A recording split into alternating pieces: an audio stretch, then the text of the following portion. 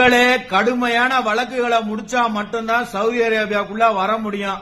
இது போன வாரம் நடந்த சம்பவம். ஓமன்ல ஒரு அண்ணன் வேலை பார்த்திருக்காப்ல, அங்க ஏதோ ஒரு பிரச்சனை ஆயிருக்கு. அந்த கேஸ முடிக்காம ஊருக்கு போயிட்டாப்ல. அதனால அவர் திரும்ப சவுதி அரேபியாவுக்கு வரலாம் நினைச்சிருக்காப்ல. ஆனா சவுதி அரேபியா கவர்மெண்ட் உள்ள உடல.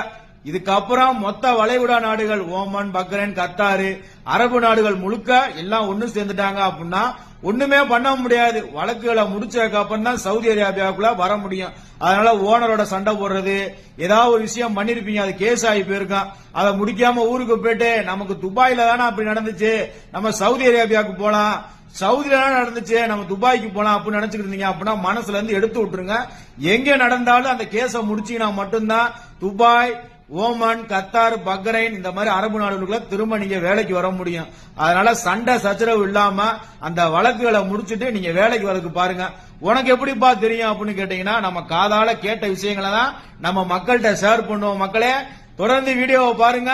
அனைத்து தகவலும் ஒரு நிமிஷத்துல வந்துகிட்டே இருக்கும்.